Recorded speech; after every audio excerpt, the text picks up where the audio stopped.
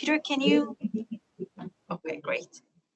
So, good morning, everyone, or good afternoon if you are joining from somewhere it is afternoon. Welcome to another NL seminar. Thanks for joining us. Today, it's my pleasure to introduce Nishant. Nishant is a predoctoral young investigator on the Allen NLP team at AI2, working with Matt Peters and part of the Masahane community. He's broadly interested in ML for social good and out of distribution generalization research. Previously, Nishant has spent time in industry working on document analysis, OCR, fake speech detection, and audio-driven facial animation. He also has worked with Cho, Sam Bauman, and Doug Down during his time at NYU and Northwestern on NLP and causality research. Thanks, Tom, for joining us and accepting our invitation. And everyone, please join me in welcoming Nishant and enjoying his talk. Hi, everyone. I'm Nishant. Yeah, so I want to make this talk more of a conversation, less of me talking at you people. That's no fun for everyone, I think. So please interrupt me with questions. If something's unclear, please interrupt me and tell me it's unclear, and I will try to explain it in a better way. Obviously, I've sort of done some of this research, and so some of these ideas are semi-obvious to me, and so my explanations may not be that accessible. Hopefully they are, but may not be that accessible. So please interrupt me if something isn't clear. So I'll get started. The work is on, the title of the talk is on fantastic continuous valued sentence representations and how to find them. And this is joint work with Nivedita Suresh, who is at Arrive Bio. So the key question we look to answer is, does there exist a continuous fixed length vector that can prompt a pre-trained and frozen language model to generate any output English sentence of interest? I'm going to repeat this again. Does there exist a continuous fixed length vector that can prompt a pre-trained and frozen language model to generate any output English sentence of interest? To answer this, we actually transform this question a little bit. So the actual question that we answer is this one. So what has changed is really just the first three words. Can we find one? So does there exist as this sort of big question, and that's harder to show. So can we find is how we look at this. And so I'll explain what this means in a little bit more clarity. But before we get to that, I'm going to talk about why this question is important.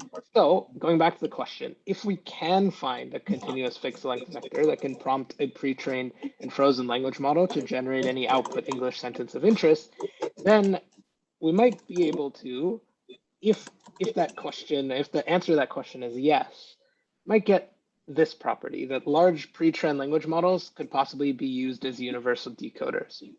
So if we can prompt these things and keep these language models frozen and you can generate anything you want, you can use this for any sequence to sequence or any to sequence task. And that's a great thing if that's possible. Another example is this could lower the data requirements to train low resource sequence to sequence models for tasks like machine translation. You could imagine a task like Hausa to English as translation, and that being a low resource translation task. Normally you would have to learn, if you build an encoder decoder setup, you'd have to learn the encoder, you'd have to learn the decoder, you have to learn to map the two, and you'd also have to learn how to generate well-formed target text, so English text in this case. And all of those parts have to be learned by a model, and with very little data, it makes it much more difficult.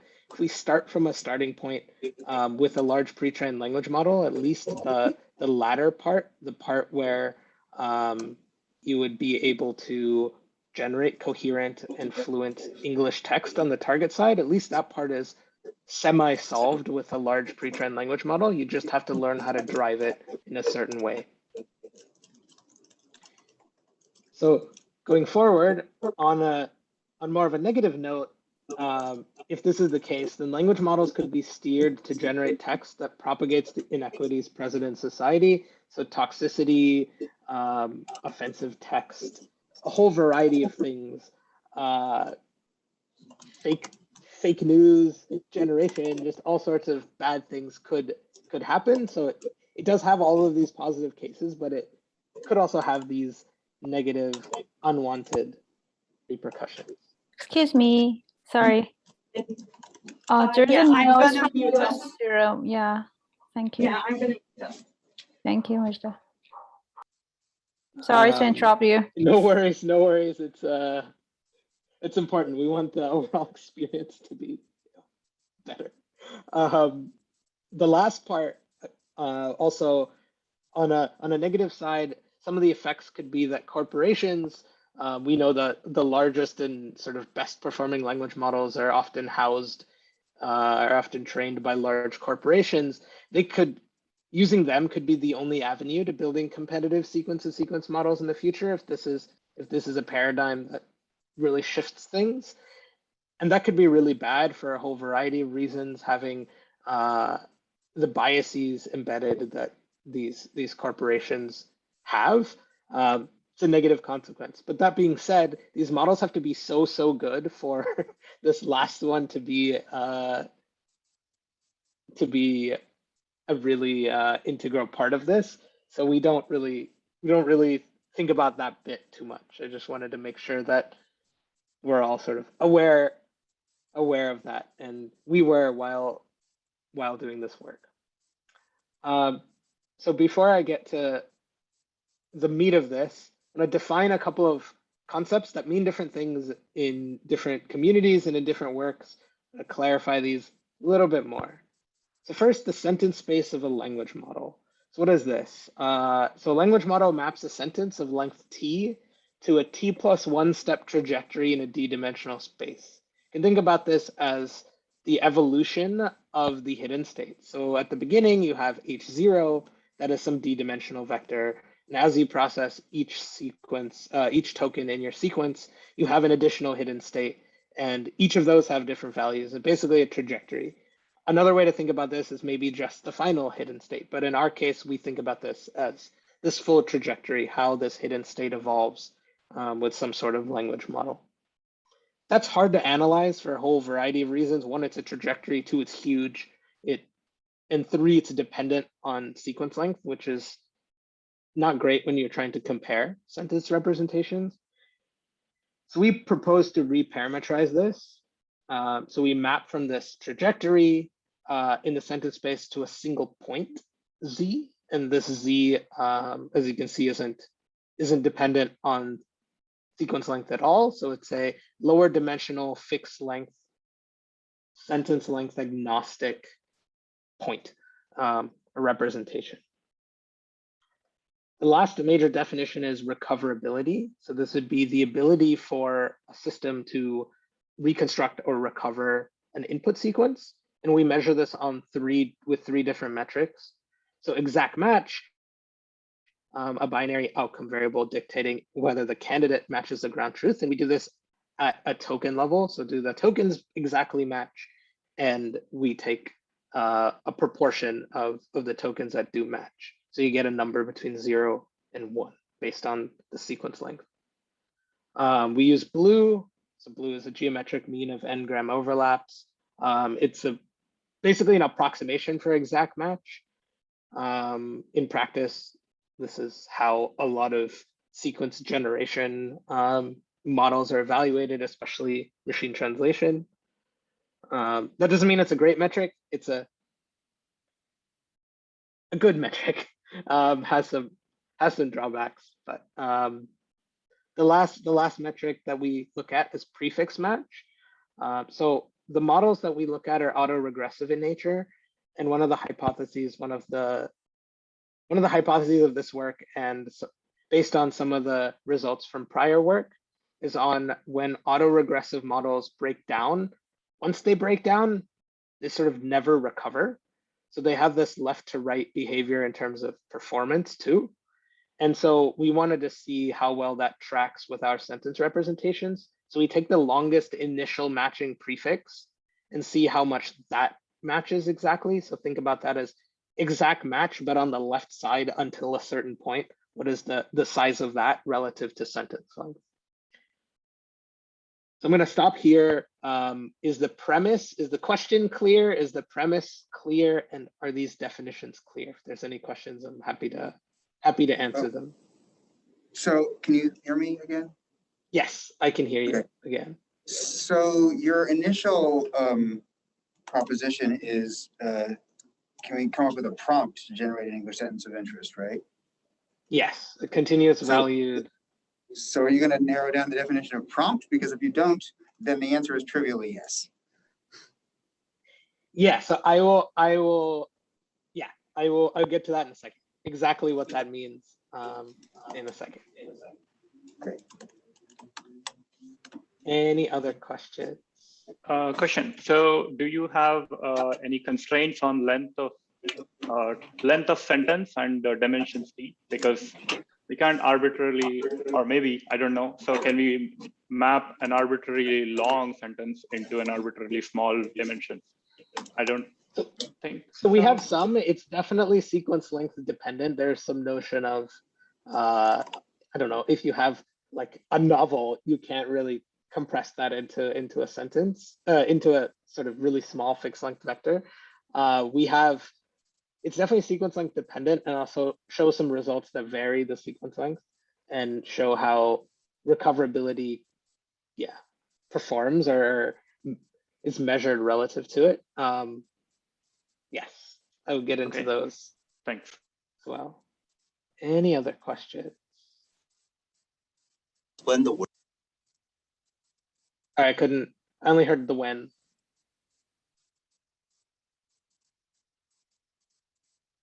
I think you're still muted.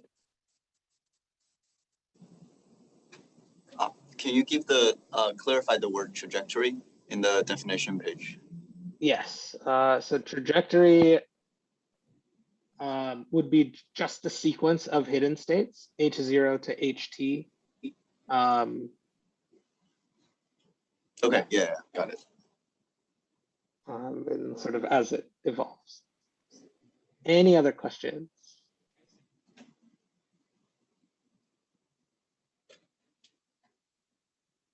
All right, I will move on.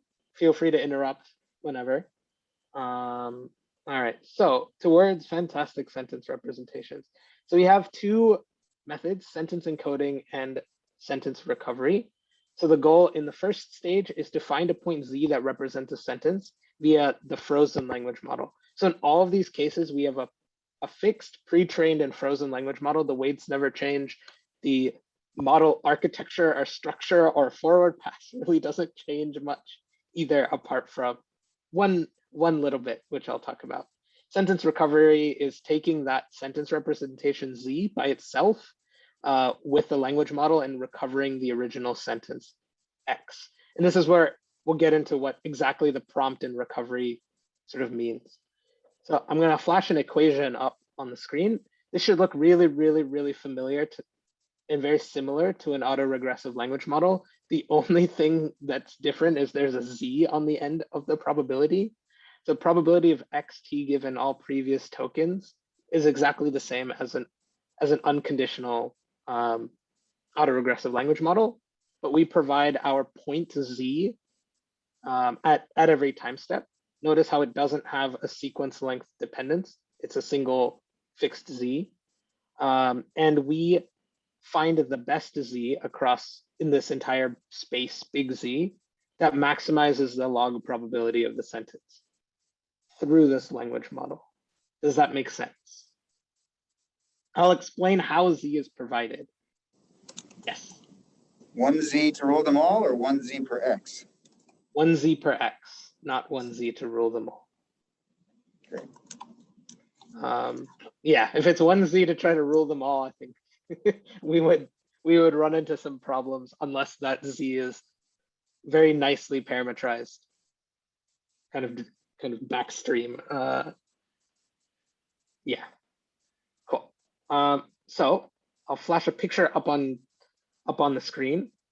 Ignore the orange blob that says Z. The rest of this should look very, very familiar. It's exactly GPT-2, exactly GPT-2 small. And so the input, what's in black, would be a sequence that starts at the beginning of sentence token. It gets embedded, it goes through self-attention, it goes through a layer norm, it goes through a feed-forward net, it goes through a layer norm again. That's done 12 times, gets passed to a language model head, and your output is x1 hat to end of sentence. And that is normally how GPT-2 works. The difference in our case is we provide Z, and we provide Z at these 3 locations in the model. So we add it. So the orange addition is add, not concatenate. It's just added to the embedding, and also added to the output of the feed forward layer, and also added right before the language modeling head. And the same Z is added. And this is trained for each sequence. And the only part that is trained is Z. I will show the exact algorithm here in a second, but does that kind of make sense before I show the algorithm? Does a picture kind of make sense? It should look exactly similar to GPT-2 in every way, apart from the fact that there is a Z being added in at a couple of points. I'll walk through the algorithm. So first we take a pre-trained language model theta. So that's GPT-2. It's frozen and it's completely frozen. And we freeze it. We take a set of held out sequences from which we reverse a sentence representation Z for each of those held out sequences. And the experiments measure recoverability, like I mentioned, exact match or blue. And every sentence looks like X1 to XT. So for each sentence, we randomly initialize a Z. We use Xavier normal because your exact initialization doesn't actually matter so much. This was our best performing initializer. And while it's not converged, we loop through the sequence dimension and we do a forward pass of our language model, plugging in Z. So this can happen in a nice way. This can happen using teacher forcing, so it's really fast. The forward pass can happen on the whole sequence dimension at one time. Notice how in the middle there, where you have x hat I equals f of theta, and you plug in xi minus 1 and Z, xi minus 1 is the actual ground truth previous token. We compute cross entropy like you would normally in a language model, in an autoregressive language model, between x hat and x. Those should be bolded. Those should be the vectors for the full sequence. We get one loss, and then we back propagate. But what we update is not the weights of GPT-2 or any of that. The only thing we update is Z. So Z learns to force the logits basically to behave a certain way and recover the sentence exactly. Now, once we have Z, once this is converged, we will decode using beam search or greedy decoding. In practice, it doesn't matter whether we use beam search or greedy decoding. Greedy decoding is fine. We start with the beginning of sentence token, the frozen language model, GPT-2, and Z, and we decode. And then we measure recoverability between the original sentence and our now decoded sentence.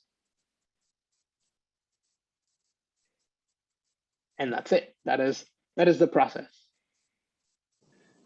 Any questions? Yeah, sorry, just to clarify. So in the above not converged loop, at this stage, to clarify, Z is basically like Z is treated like a parameter which gets updated through back propagation, right? Yes. Got it. Thank you. And that is the only thing that is updated. There is no, like GPT-2 is fully frozen. I want to make sure that's clear. Otherwise it's sort of trivial and the model's changing every time, and that doesn't, then you don't have a faithful sentence representation under this language model. So just to be clear, you train this Z, and presumably you'll explain Z in more detail coming up, right? like Z itself could be many things, and I'm excited to learn what those are. But I assume that you're going to get into that description or no? So Z starts off as this fixed length vector. I will explain like what the dimensionality is and what that means and what these Z's look like in practice. It has no correlation or it has no natural language interpretation. It's not a natural language prompt. But it also has no structure. I mean, one could ask. It has absolutely no structure. GPT-2 itself. So you could train another model. Z could be the output of some other model. It could be. It could be the output of some other model, but it's not. It is a randomly. It is the output of an ideal encoder. Maybe is another way to think about it. If you're building an encoder decoder setup, if you know that these Z's, right, if these Z's recover sequences really well, then it would be the ideal conditioning you would need to provide to GPT-2 in order to recover your sentence. So if you have a sequence to sequence problem, maybe it's the ideal encoding of your source sequence. So Z combined with the frozen GPT-2 is an autoencoder of S, and you make one each time, right? So you make one each time. I can't create a Z from some other process, like ask somebody who's German speaking to create an equivalent sentence, for example. It's not appropriate. It's not appropriate, but that could be a natural extension. Like if you have paired data, for example, German English data, and you learned Z's using this process for your English side using GPT-2, you could imagine training an encoder that maps a source sentence in German to, instead of the target sequence, the target Z that is learned in this process, because you have a pseudo guarantee that if you provide that Z to GPT-2, it will recover the output target sentence. Does that make sense? Sure. I feel like that's a research step beyond where we are right now. Yes. It's definitely a research step beyond where we are. Okay. Any other questions here? Yeah. So you basically learn each Z on the fly for each sentence, right? Yes. There's a many to one mapping between Z's and sentences, but in this case we learned one of the many. Wait, sorry. What's the many? Is it Z or the X? The Z. The Z is the many. You could imagine adding an epsilon to Z and one of the places, and it'll probably still be the same. It turns out it is still the same. So there are many such Z's that will map to the same sequence. Gotcha. And the same Z were enforced. Like, can you go back to the previous slide? So you enforce the same Z on the 12 layers at the 3 places. Is that true? Yes. Okay. Yes. So it's added to the embeddings. It's added sort of after the feed forward at every layer, and it's added right before the language modeling head at the very end. Gotcha. We experiment with this, where to provide it, and there's results in the paper that say that adding it at all these places is helpful. Just doing it on either pole, like not doing it in the transformer stack, but just doing it on the embeddings or on the language model head is insufficient. You get much lower performance because it's like there are skip connections, but if you add it just at the embeddings, you don't have as much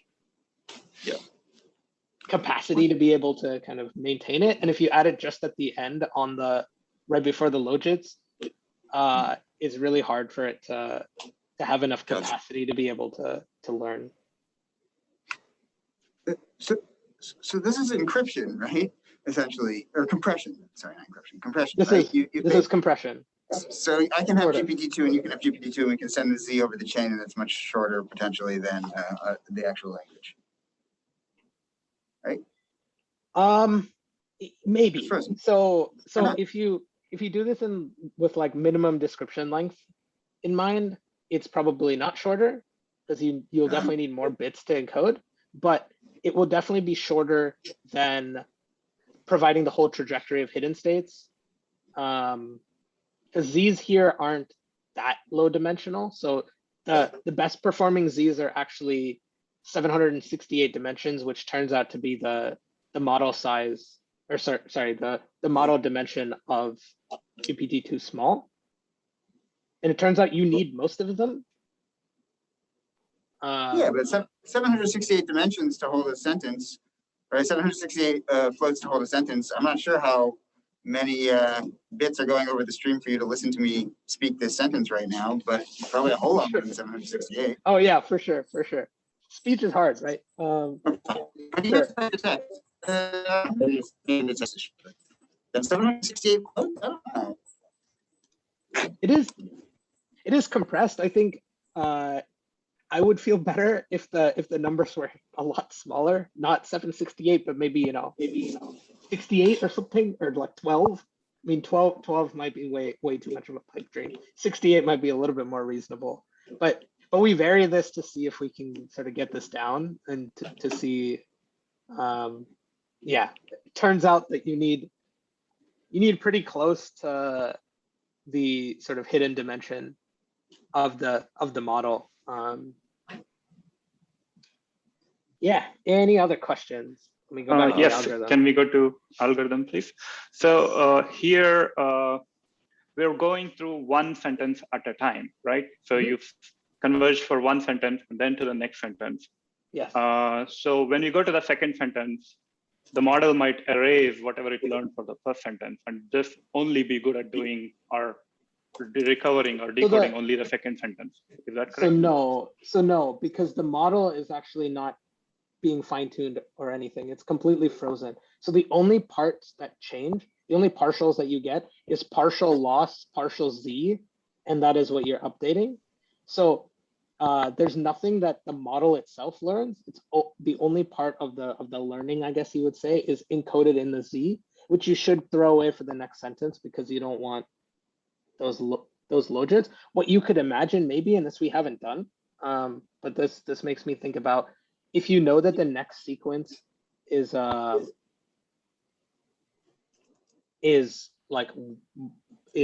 similar to the previous sentence, if you know the next sequence is similar in some way, maybe in a left to right way, because these things have some weird left to right behavior. Maybe the first few sequences, the first few tokens are the same, then maybe that's a decent starting point. But okay, so that means the backpropagation and the cross entropy is only updating D parameters, the D dimensional vector, and nothing else is updated. And nothing else. And convergence, but you do need to propagate the gradients. You right. need to propagate the gradients all the way through. So it does take a little bit more time, but yes. So the convergence is only convergence criteria on Z. Correct. And the convergence, you mean loss goes to 0 because we don't have a validation set or something like that, right? Right. We're only converging on a single sentence. Yeah. So there are a few ways you can think about this. We do a couple of different things. So what's listed in the paper, which is, I think, inferior to what I've been doing more recently. What's listed in the paper is we have a heuristic that basically says once you hit some loss floor, and this loss floor is dependent on sequence length, as you imagine, since the loss is a mean across the sequence dimension, the longer the sequence, the lower the loss needs to be to achieve reasonable recoverability. So it's basically a function of that. And in practice, what it looks like is for like a sequence of length 20, you want a loss that looks like it's like 1e minus 2 as your cross entropy loss. A better way to do this, but one that's a little bit more expensive, is every so many iterations, you actually run this decode step with greedy decoding and then check whether you recover the sentence exactly. If you do recover the sentence exactly, you just stop. Got it. And so in practice, this is what I'm doing now. Used the loss floor before, so the paper has this loss floor. Also, one other thing to note is this can be batched and made a lot faster because the only thing you update is Z. And so the gradients don't, as long as you have a different learning rate and a different learning rate scheduler for each example of your batch and are smart about making sure the gradients maintain the same magnitude, you can do this in batch, which makes it a lot faster. This I found out also after what's the paper that's on archive. So now this is what I'm doing. So if I understand correctly, so as you described, it's a two-step process. First step, you have a sentence and then compress it to Z. And then second step, you have a Z, then expand it to X. So this is the second step, right? Given some Z, we know how to expand it, but but the Z was initialized with random in that case. So that means if I have some, let's say some new sentence, in that algorithm, we don't know how to get to Z yet. Is that correct? So this first part, before this decode, so the randomly initialized while not converged, those two bullets, that is the sentence encoding stage. The decode using beam search is a sentence recovery stage. Okay. Okay. And there is no, I think one source of confusion for this often is that as machine learning folks, we're used to thinking about things in terms of training and validation or training and evaluation. In this case, there really isn't that because we actually have the ground truth sequence. And so our training and evaluation is sort of the same sequence, if that makes sense. Sorry, let me rephrase my question. So the F theta and decode theta are both GPT-2, or F theta is just GPT-2 modified with the F theta is GPT-2 modified with the inclusion of Z. What this looks like in code is there's literally a plus Z added to embedded. You have like embeds equals input embeds plus token embeds plus, and then you just have a Z sitting there. Got it. Now it's clear. Thank you. Okay, awesome. This picture is the thing. This is how code looks too. It's a literally plus Z. If that makes sense. Any other questions? This is the crux of the algorithm, so make sure we have this down. Yeah. How fast does it converge? Yeah. So T so this is very sequence length dependent, and also given some of the choices we didn't make in priors on Z, it's not that smooth. So on average, and this would be for an average sequence length of about 30, it takes about 18 iterations on average to converge. So you do 18 forward passes and 18 backward passes. This seems on each sentence. On each sentence. Okay. You would think this is super slow. It kind of is pretty slow in comparison to an encoder that would generate these things, but it's not that slow in comparison to a decoding step. Because a decoding step you have to do, because this is done using teacher forcing, you kind of just can provide the whole sequence at once. And it's 18 steps of that.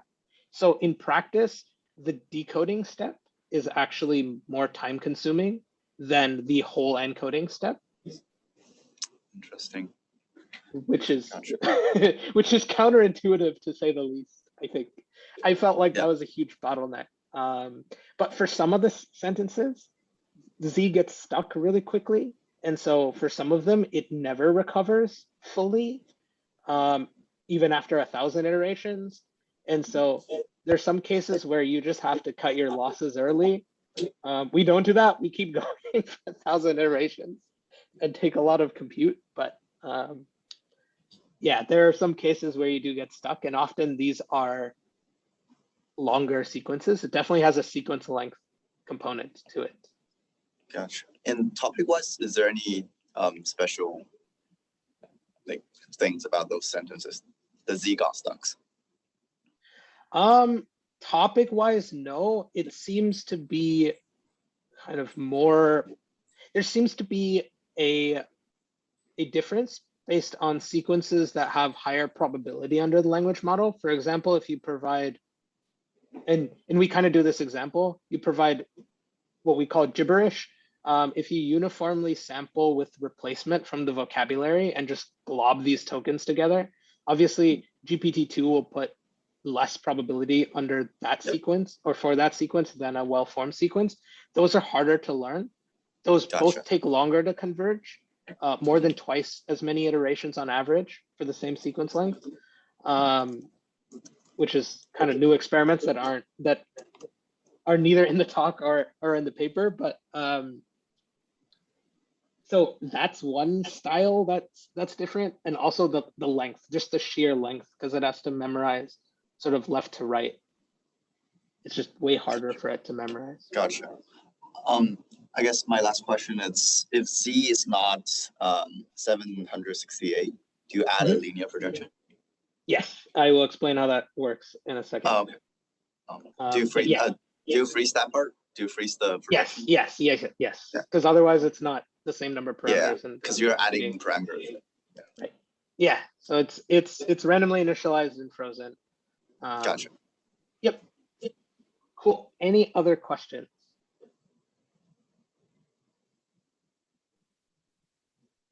All right, we can look at some pictures of first experimental setup. So we take 512 sentences from each of the following corpora. We want to make sure that there isn't stylistic issues.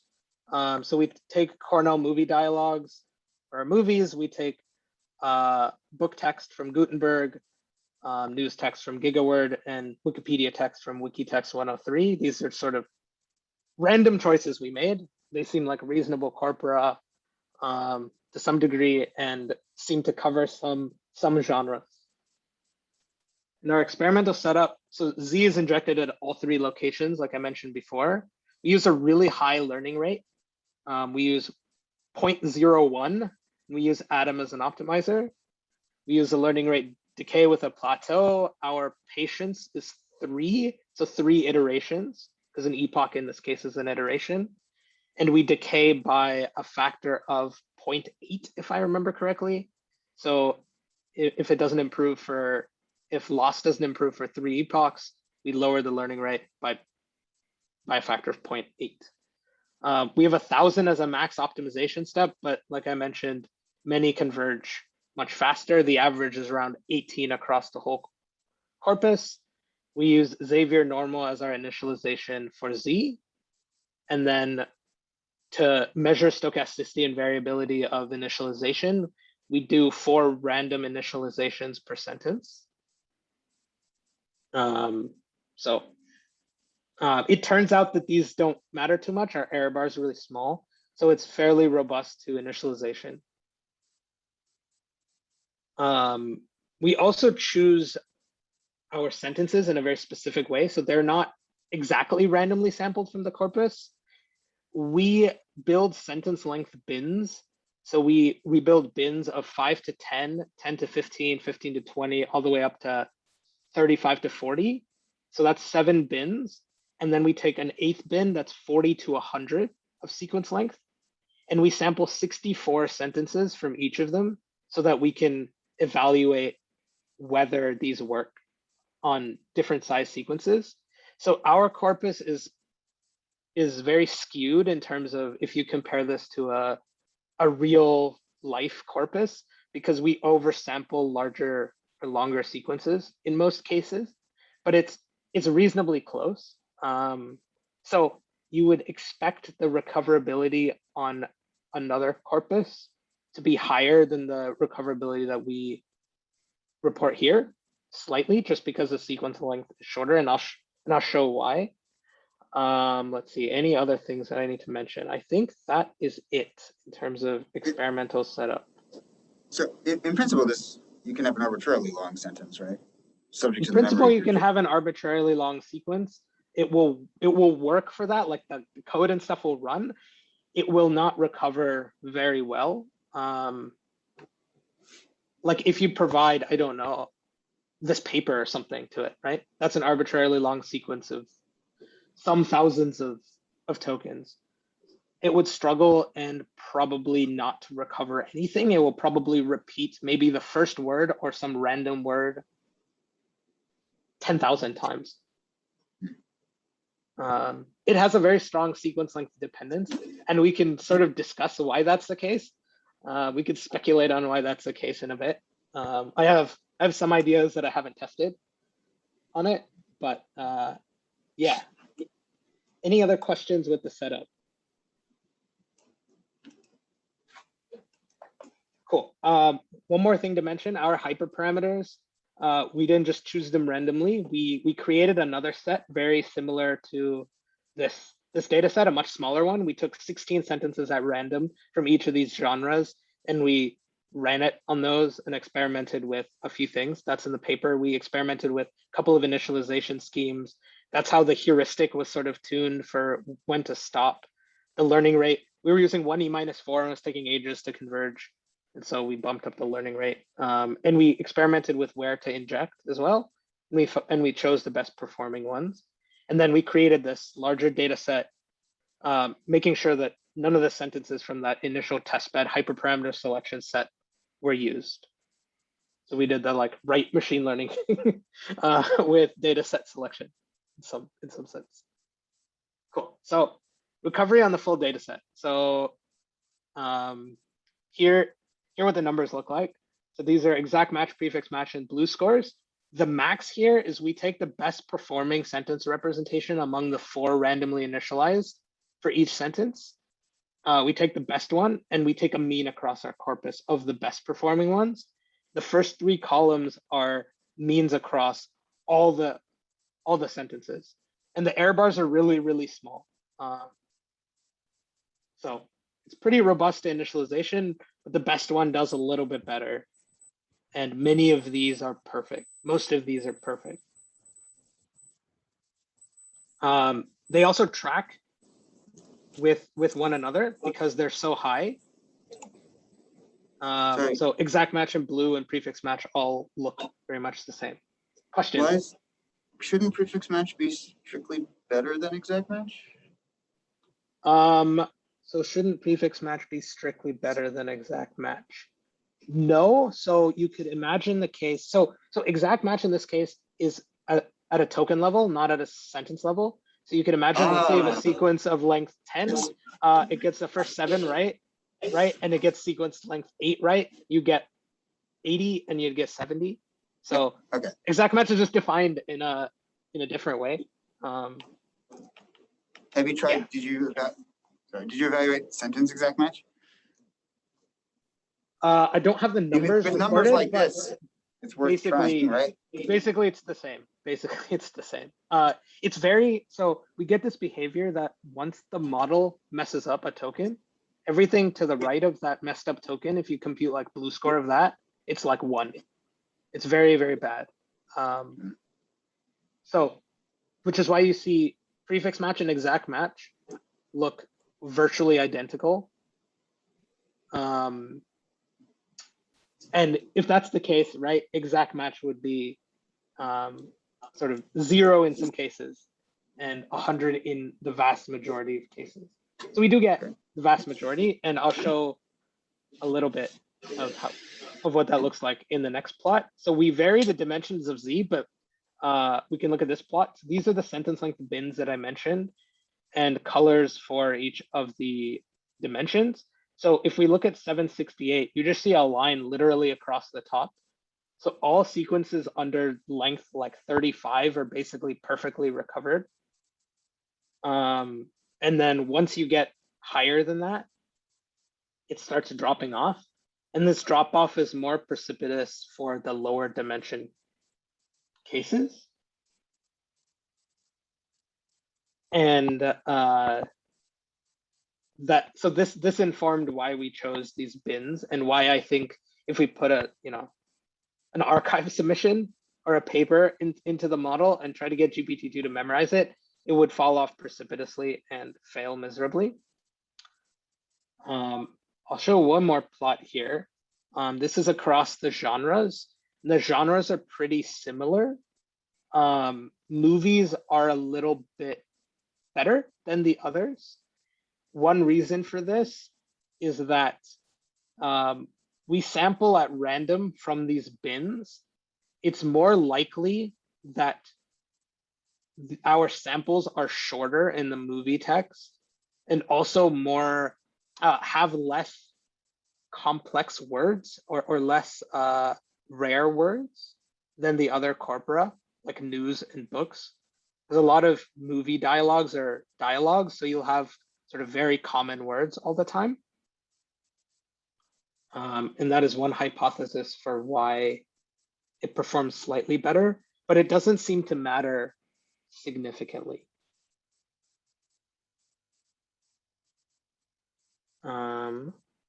Let's see, any questions here?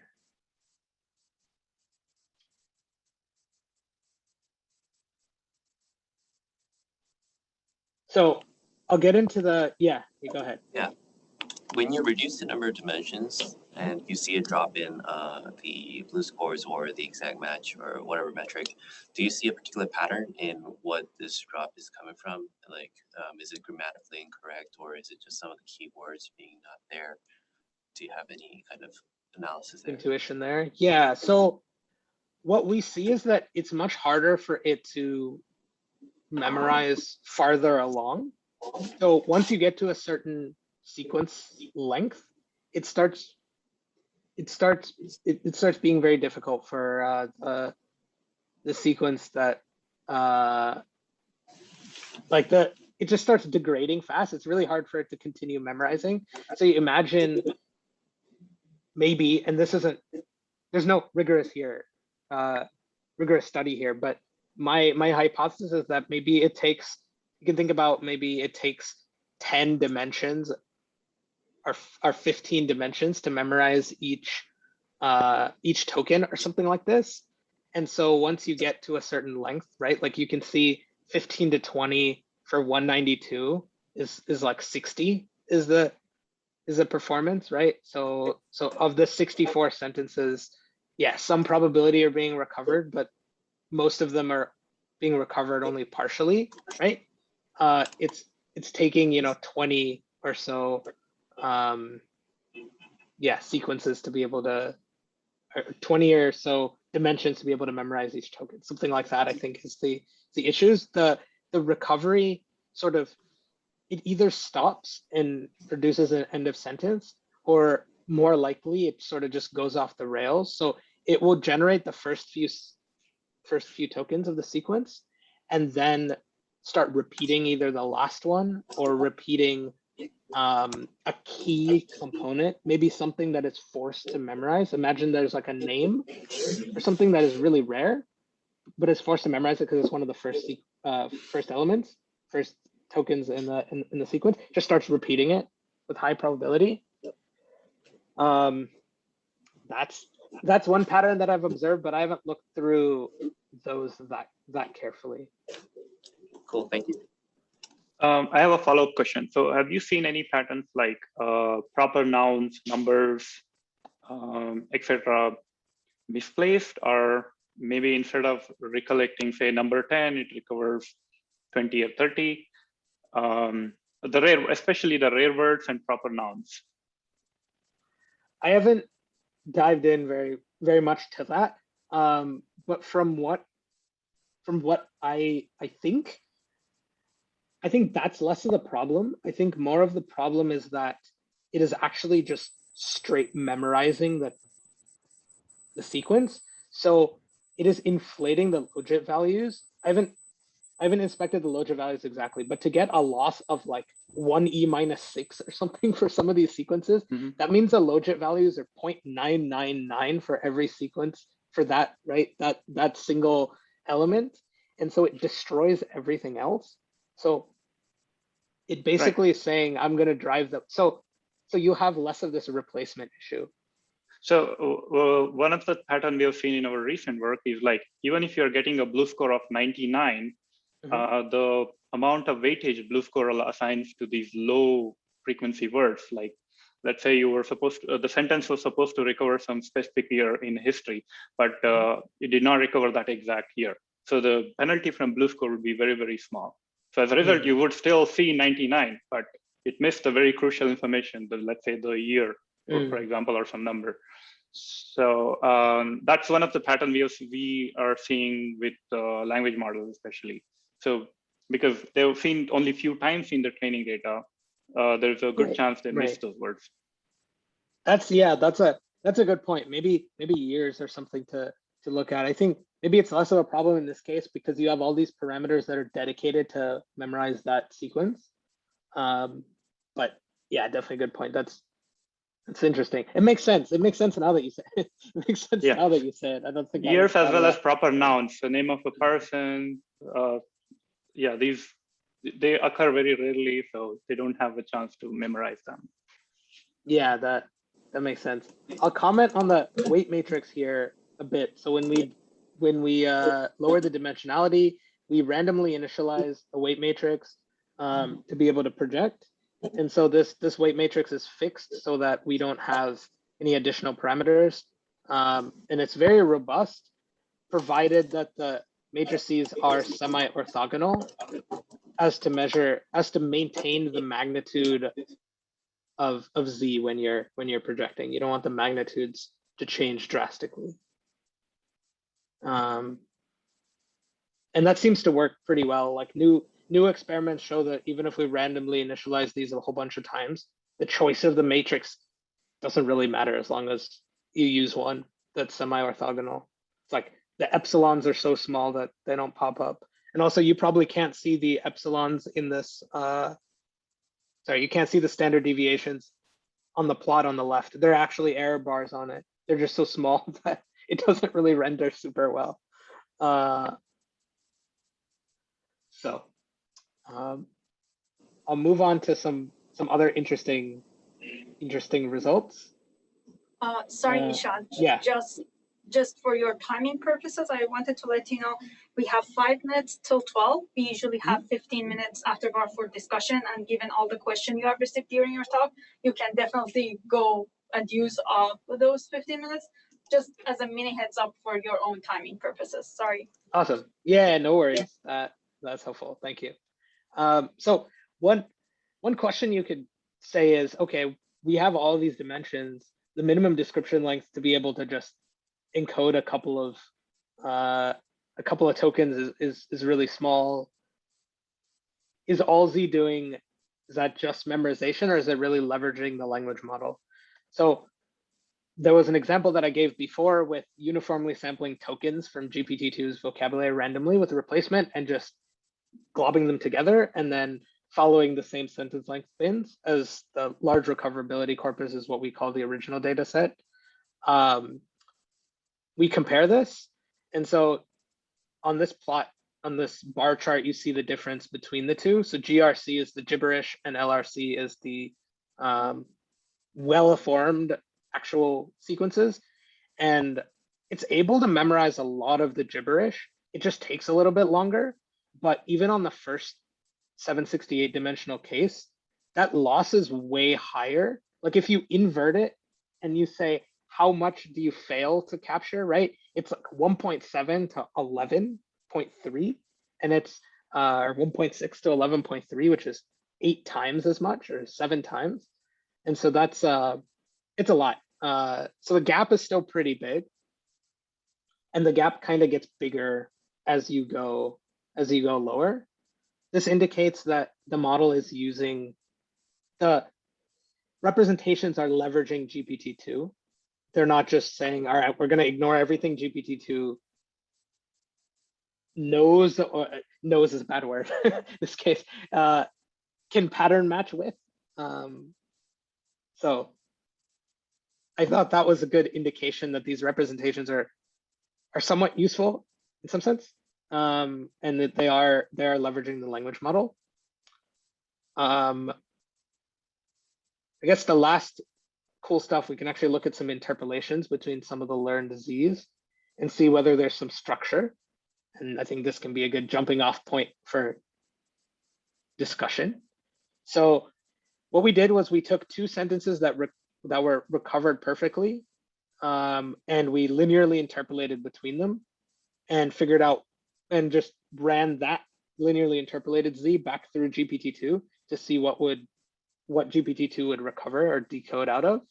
And here's what we found. So on the left, we have these 2 sentences. Mine is a long and a sad tale, and it's an old Civil War cemetery.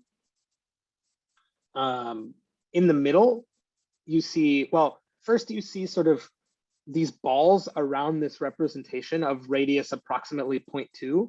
And this is what I was trying to get at earlier with there being a many-to-one mapping. So if you take any of these three z's, you would be able to recover the sentence.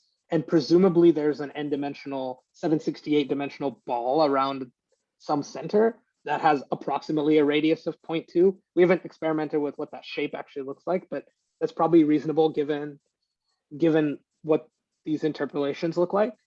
So you have those two at the poles, and in the middle you have something that resembles some smooth similarity between the two. One cool thing here is that long transforms to long running in because of the context of the second sentence being about a war. So it has some sort of synonym awareness where length in the context of a war, I mean, this might be a stretch, but length in the context of a war would be long running rather than just long, or could be long running, and that works really well. And it's able to mix a little bit between the two. In the second sentence pair, you have a little bit of syntax similarity. So the first sentence basically looks like yes, but no sort of thing. Yes and a no kind of.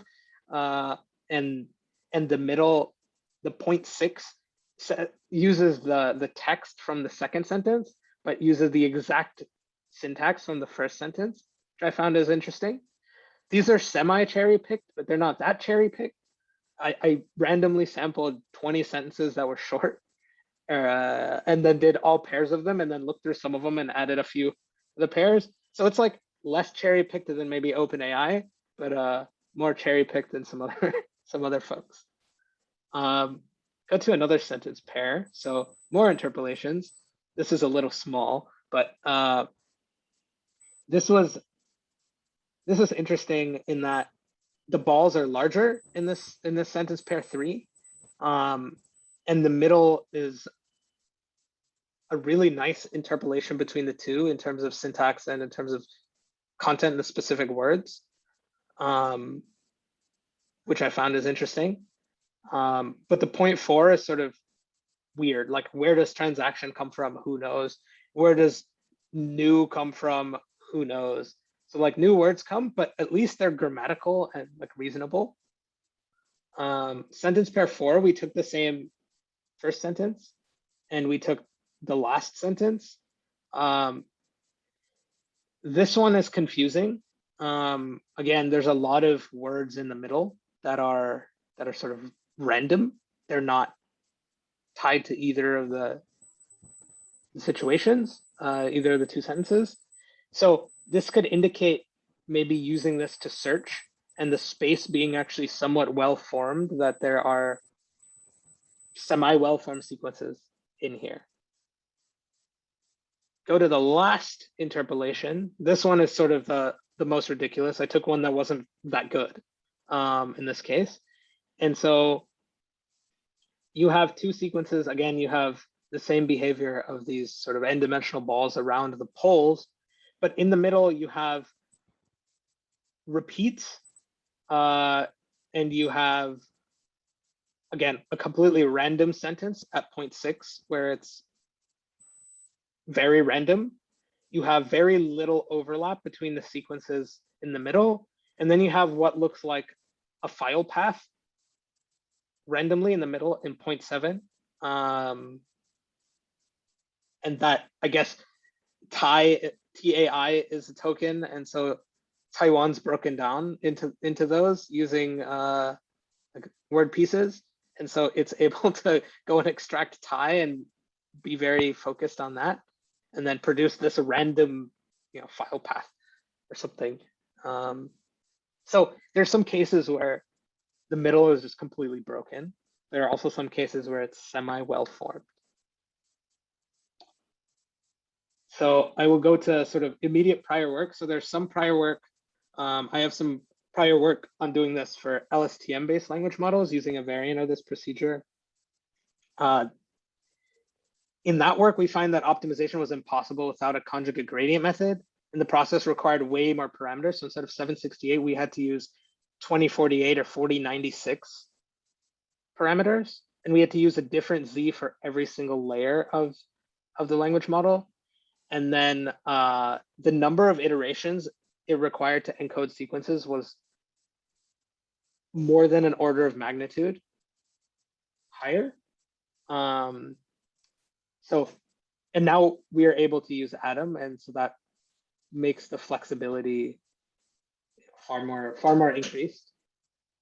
So next steps, we would like to extend this methodology to work with other types of models like encoder-decoder models. You could imagine this being used in BART or something like this, in an encoder-decoder framework in sort of a similar way, or mass language models where you would, like the trivial case is that you would mask autoregressively, and then it would look very much the same, but maybe you could create a way to reconstruct, and that would add some more smoothness in a masked language model case.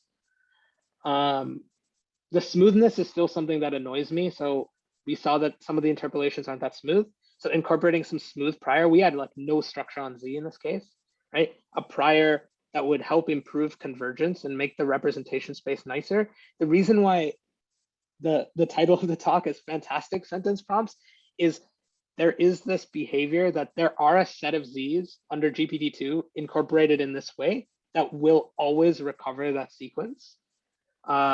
If we incorporate a smooth prior or something like that, that is like sub-selecting a set of Z's from that whole space of Z's, so a subspace of Z's that behave in a certain way are maybe good for optimization, but you're never, morphing the space such that you're including more Z's. You're just limiting it and making the space nicer to be able to optimize within.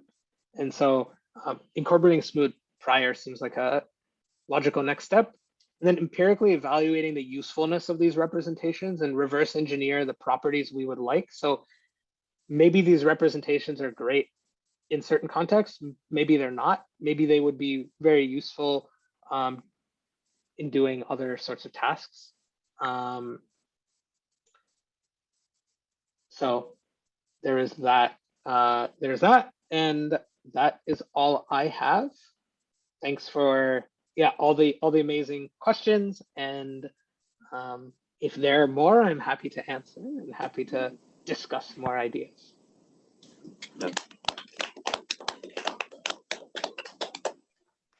I have a question. Oh, sorry. Yeah. Oh, go ahead. Are we muted? No, we are good. Oh, Nope, okay. I can hear you. Okay, cool. Have you tried to increase the above 768?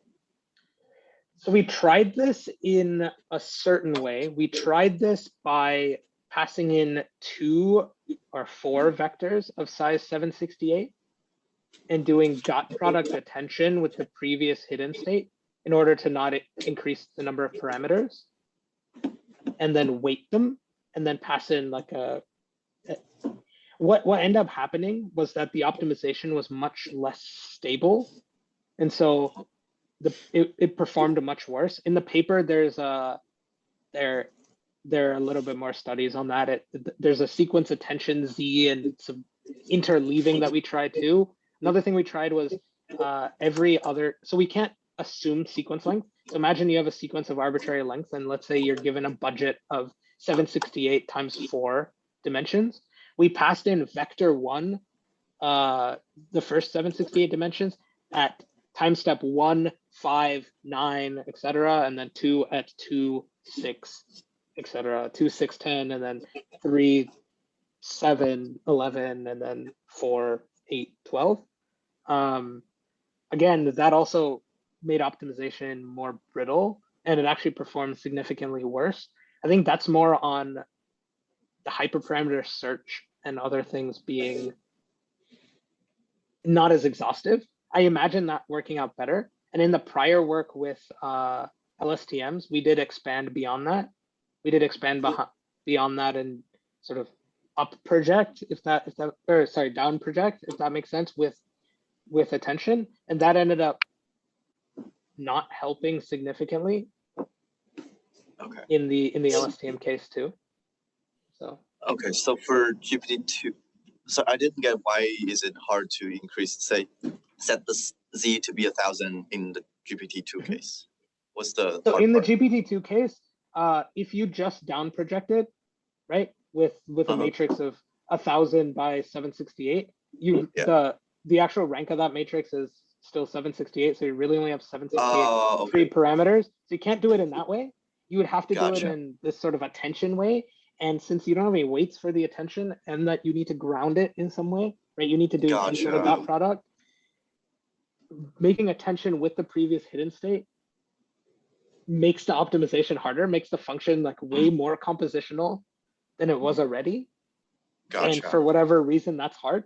That should be something solvable. Like I imagine that's just superior to be able to do it. We just haven't figured out necessarily the right way. Gotcha. Have you tried using worse language models and seeing what the effect is of that? We did this for the LSTM case, not on the not in the transformer case. It basically, in the LSTM case, in our NearIPS paper, the worse the language model, the worse the recovery. So we tried it like a 256 dimension 2-layer LSTM language model trained on GigaWord that got like 100 perplexity or something high. And the recovery was much worse than 512 or the 1024 hidden size 2-layer LSTM trained on the same text. So the LSTM may have worse generative capacity too. I was thinking, considering you lost 10 percentage points when you went to meaningless data encoded. Yeah. If you used a meaningless transformer that had the same vocabulary, I just wonder, you know, maybe you could still, your training process still might manage to memorize most of the input. So you mean like a randomly initialized transformer? Well, that's the limit, right? So there's something in between that, which is a less well-trained GPT-2. Right. Yeah, I think that's a great experiment. We did try with a we did try with a 0, like just randomly initialized language model. It fails miserably. I don't remember. So you did a randomly initialized transformer. Yeah, randomly initialized with the same structure. That just, I mean, it was like point something. I don't think it even exceeded 1. Yeah. Okay. But I didn't try that for a large set. Like that wasn't a super controlled experiment. I just sort of played around with it. But yeah. If you think about the compressibility here, right? You know, your compression includes the size of GPT-2. So if you could reduce that parameter space, then you could, you know, are you aware of the Hutter Prize? Mm-mm. So the Hutter Prize is a competition to create a self-extracting compression of a gigabyte of Wikipedia. Okay. And it's not done in NLP space. It's part of compression work. And if Kevin is still on the line, he can say a whole heck of a lot more about it than I can. But anyway, I think you don't win it right now, because even though you can compress down to every sentence down to 768, you still have the GPT-2 overhead, and I'm guessing that's gonna definitely overwhelm. But maybe if you had a smaller language model, you could still do it. You could start to approach it, because they use language modeling techniques in a way to do the compression. That's interesting. I'll look into that. I imagine so. There was a paper out of one of the labs in Germany on, I think it won one of the best paper awards recently in an NLP conference on like small language models also being good few shot learners. I imagine those. I mean, those aren't that small, but I imagine it'll work. Like I imagine something reasonable will work. Like a language model with, you know, a few million parameters, like 10 million parameters, probably be fine. We have to be really smart about maybe adding priors and other things, but like 10 million doesn't seem too ridiculous. Make them shorts also instead of floats, right? And your actual bit space will be significantly reduced. Right. Yeah. There are some questions on the chat that I should look at. Yeah, right. I was gonna ask them. So Johnny says he would appreciate the link if the code for it is open source. And following up on it, also, I'm gonna ask them both together. Abhijit says that if the final Z's are also available with a corresponding sentence. That could also be helpful for others if they want to find more patterns. I agree. The code is not open source as of right now. It is in research code mode, which means I can read it, and hopefully other people maybe possibly can read it. So it needs to be tweaked a little bit. I could try to package it. It's not open source, but it is public. The GPT-2 modifications are public. I have a fork on my GitHub. I could try to find it. I can send you the current stage. The vectors, I don't know where they are currently located. So I could try to find that when I could try to find some of that. It's on, I've moved around sufficiently many places that these vectors are sitting in lots of different servers at lots of different places. But I'm sure I can find some of them. It's also pretty quick to run. These things don't take that much time. The code it'll take, a few GPU hours probably to run most of these experiments, like probably run the whole set of experiments in like 2 GPU days or something like this, maybe less for the whole paper. So take that long, but yeah, I'm happy to send it to you and possibly help when you run into issues not being able to run things because at research code level. Oh, okay, great. Do we have any other questions from the audience? Actually, I do. Okay, Leo, go ahead. Could you comment on the possible extension to control sequence generations? It seems hard to me because you don't know what's the properly encoded in Z. So you can't actually so this is something that we've been thinking about and like kind of working on and not successfully achieving this. You could imagine a controller that operates on Z space. You'd imagine you have a controller that goes from some Z to some other Z, right? Yeah. It's hard because, well, it should be doable in some sense if the representations, if you go under the hypothesis that the representations are good and disentangleable in some sort of simple way for your task. Let's assume that's the case. I don't think it is, but let's assume that's the case. Then you have a Z to Z mapping function that goes from Z to Z prime that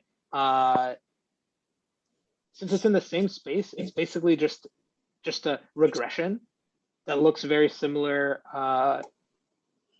that you can do all sorts of fun things with, and you can inject it. So you imagine, let's say you have a sequence to sequence task, because let's say, like a style transfer or some other sequence to sequence task in the same language. You could imagine learning a Z for the source and for the target. Now you have Z source and Z target. You have this auxiliary function, this mapping function that goes from Z source to Z target that you train. And maybe that's the only thing that you train. You can have losses at various points. You can have a regression loss between Z hat target and Z target. You can also have a cross entropy loss between the output of sort of decoding Z hat target and like X target. You can have some sort of losses there. You can have other sorts of embedding types of losses with content and other stuff. So there's a work out of UW, AI2, maybe EPFL or something on plug and play autoencoders for style transfer. It was I think an ACL paper. Florian Mai is the first author. They do something super similar, but they use a VAE, they use a denoising autoencoder as their language model, and they basically do a mapping. So that might be interesting to look at. There's some comparisons where we've been experimenting with some stuff, trying to use this approach for that type of task, and have been very unsuccessful so far because the representations don't feel like they have not disentangled sufficiently from GPT-2. Like they need GPT-2 as their like machine to be able to operate. And so trying to build an embedding mapper or something like this on top without GPT-2 seems to be too challenging. I don't know if that answers your question. I had a bunch of random thoughts that were disparate, but hopefully are semi-cohesive. That's good. Then I know you do some trying in this direction.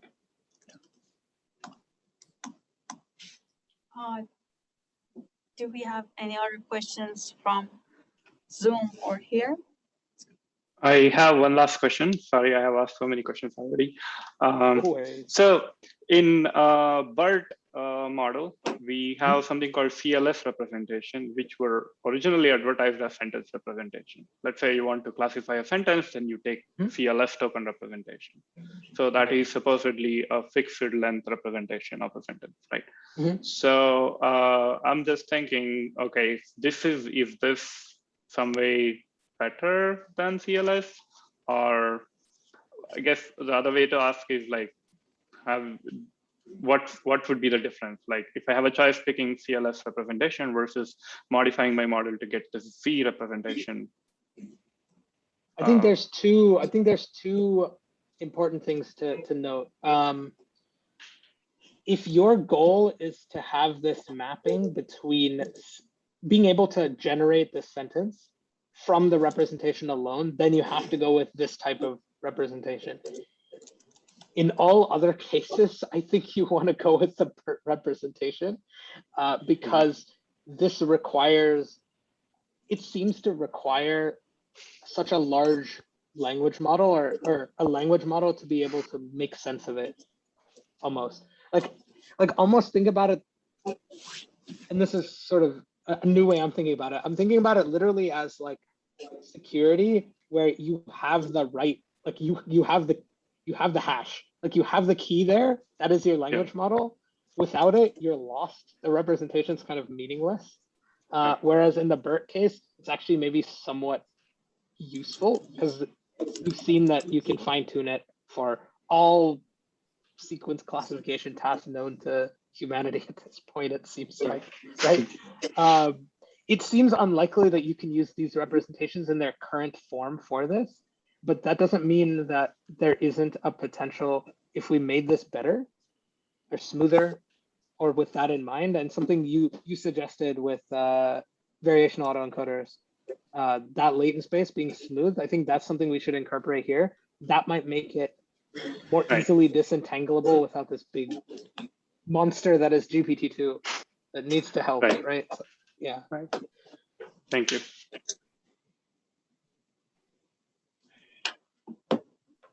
Any other remaining questions? Okay, great. In that case, thanks, Nishant, for joining us and for a great talk, and also taking all the questions. Thank you so much, and hopefully we will see you sometime soon in person. Yes, hopefully. And thank you all for joining. Thank you everyone for listening and asking wonderful questions. That was helpful. Bye everyone. Have a great rest of your day.